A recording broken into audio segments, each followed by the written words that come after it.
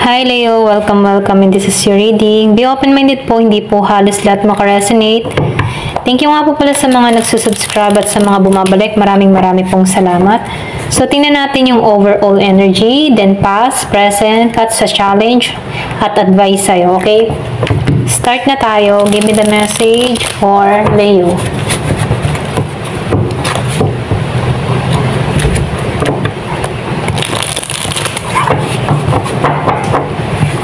Give me the message for Leo.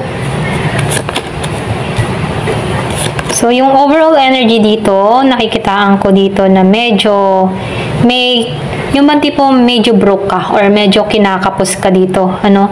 Ito rin nakikita ko, yung bang tipo na pati ipon mo, nagagastos mo or nadudukot mo. So, nakikitaan ko dito, parang short ka sa budget or pwedeng nag-iisip ka dito kung ano bang dapat kong gawin, okay?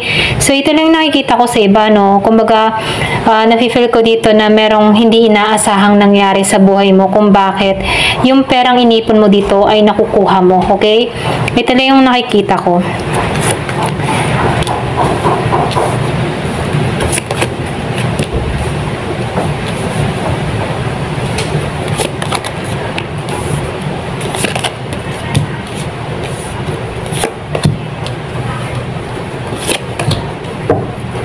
So, nakikitaan ko rin dito, kahit medyo short kayo sa budget, ano, or pwede rin sabihin kinukulang, ano, meron kayong mga pinagdadaanan or pwede rin merong pumasok sa inyo na pagsubok na kung saan, ano, dito sa pera ang problema, okay? Pero ganun pa man, nakikitaan ko rin dito na matatapos to, okay? Kahit meron kang mga kinakaharap na pagsubok, hindi mo inaalintana to, okay? Kasi meron kang mga mahal sa buhay na sumusuporta sa'yo or pwede rin sabihin, nagbibigay ng tulong sa'yo or nagbibigay ng palakas, nagbibigay ng lakas ng loob sa'yo, okay? So, nakikitaan ko rin dito, sinasabihan ka dito, huwag kang mawawala ng pag-asa, no? Kung medyo ginigipit ka or medyo nahihirapan ka sa sitwasyon pagdating sa pera, nakikitaan ko ditong makakaraos ka, okay? So, sinasabihan ka lang dito, magtiwala ka kasi merong pag-asa, okay? Merong pag-asa na parating sa'yo, okay? So, nakikitaan ko rin dito, sinasabihan ka dito, ano, yung pinaka-challenge mo dito, kailangan mong maging positibo, okay? Kahit meron kang pinagdadaanan dito, kailangan mong turuan yung sarili mo na maging positive, okay? Na kung saan, ano, maging maklaro or pwede rin sabihin, kailangan mong i-clear yung mind mo, okay? Kumaga, kahit meron kang nararanasan dito mga pagsubok, ikaw din ang makakatulong sa sarili mo dito, okay? Kasi nakikitaan ko dito, yung iba sa inyo, wala kang lakas or pwede rin sabihin pinanghihinaan ka, okay? Or pwede rin sabihin meron kang mga problema, okay? Dito nga sa pera. Pero ganun pa man, sinasabihan ka rito, okay? Sinasabihan ka rito na magiging maayos din ng lahat, okay? So, nakikita ko dito, merong pag-asa at meron ditong kasiyahan or renewal na mangyayari sa'yo. So, pwede rin sabihin magkaroon ka dito ng kaliwanagan, okay? So, nakikita ko rin dito na dun sa iba, no, meron dito magiging maayos, okay? Magiging maayos ang lahat. Meron din akong nakikitang travel dun sa iba, okay? So, meron kang suporta na marireceive or pwede rin sabihin meron ditong tao na magbibigay sa'yo, okay?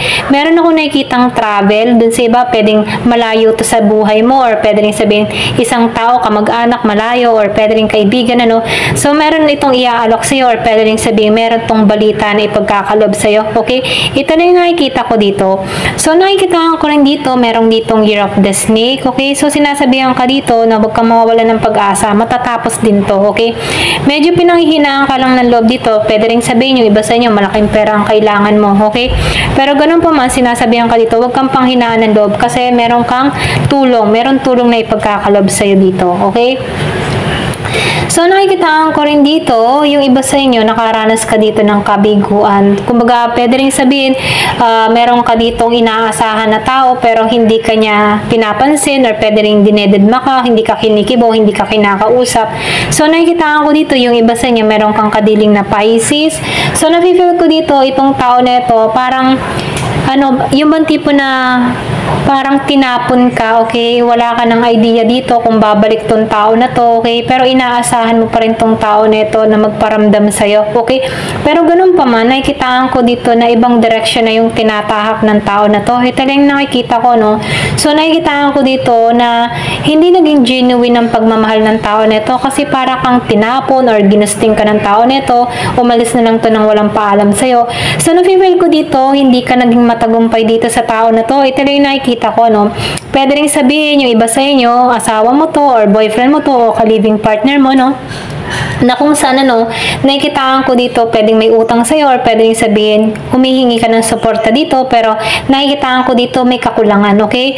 Pero ganun pa man, meron ka pa rin pamilya dito na tumutulong sa sitwasyon mo, okay? Or pwede rin meron ka mga kaibigan na nagbibigay ng lakas ng loob para sa'yo, okay? Para malampasan mo to. Ito lang yung nakikita ko, no? So, hindi halos lahat, ano, ito lang nafe-feel ko.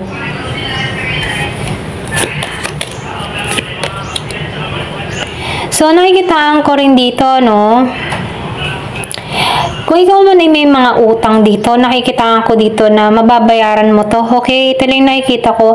So, nafe-feel ko dito yung iba sa inyo, kaya medyo ka kinakapos, nagbabala ka ditong mga ibang bansa, hindi mo alam kung paano matutustusan tong pagpunta mo dito. Pwede rin sabihin meron kang kailangan na placement fee, or pwede rin sabihin na naghahangad ka dito ng pera, okay? So, nakikitaan ko dito, short ka sa budget. Ito lang yung nakikita ko.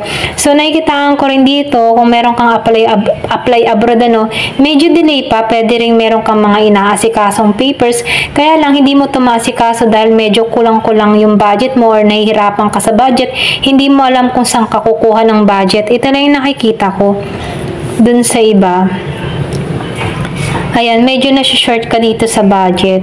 Okay, ito lang nafe-feel ko. So, tingnan natin kung ano pa yung naghihintay. Give me the message. Hindi halos lahat sa part na to, no? So, nakikitaan ko dito na medyo delay kung nag-a-apply ka for travel, ano? Medyo delay to, or pwede rin sabihin na hindi mo pa na ipapasa lahat ng requirement mo sa agency mo. Ito lang yung nakikita ko. Kasi medyo short ka sa budget dito. Pero ganun pa man, nakikitaan ko dito na pwedeng umuutang ka dito, okay? So, hindi ka balance dito. Ito lang nakikita ko. So, walang sumusuporta sa'yo. Ito lang nafe-feel ko, no? Kumbaga, nahihirapan ka dito, walang sumusuporta sa'yo dito, okay? Wala kang mautangan or wala kang mahiraman dito, okay? So, meron ka ditong pagtatampo, or pwede rin sabihin, meron kang hinanakit kasi humingi ka ng tulong pero hindi ka pinagbigyan dito. Ito lang nakikita ko. So, umaasa ka dito, no? Medyo talagang ginigipit ka dito, or medyo talagang hindi mo na alam kung paano ang gagawin, okay? So, huwag ka mag-alala, no? Sinasabihan ka dito, meron ditong tulong, okay, na parating, okay? Hindi mo to inaasahan, meron ditong magandang kapalarang naghihintay, okay? So, sinasabihan ka dito, huwag kang mag-alala, huwag kang mabahala, no? Kasi nafe-feel ko dito na meron ditong tulong, or pwede rin sabihin, meron ditong i-offer pa sa'yo, okay? Ito lang nakikita ko. So, meron ditong magandang kapalaran na naghihintay, okay?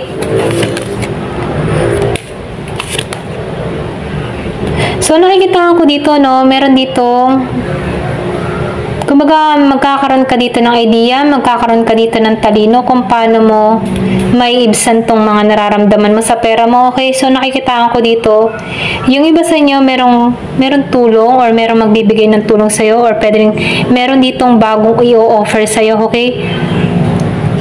Yung iba, no, hindi halos lahat. Ito na yung nakikita ko. Meron kang mababalitaan na tao, or pwede rin meron tatawag sa'yo, okay? About sa trabaho, okay? Meron tong i-offer sa'yo. Ito na yung nakikita ko. Dun sa iba, no? So, ngayon na to, ito na yung nakikita ko. So, meron tawag sa'yo, merong biglaang tawag, okay? Hindi mo to inaasahan about sa pera, or pwede rin sabihin trabaho to, okay? Biglaan to, hindi mo to inaasahan. Merong mensahe, okay? May parating na message. So, ito yung simula ng pagbabago sa buhay mo, okay? Pwedeng meron paglipat ng lugar dun sa iba.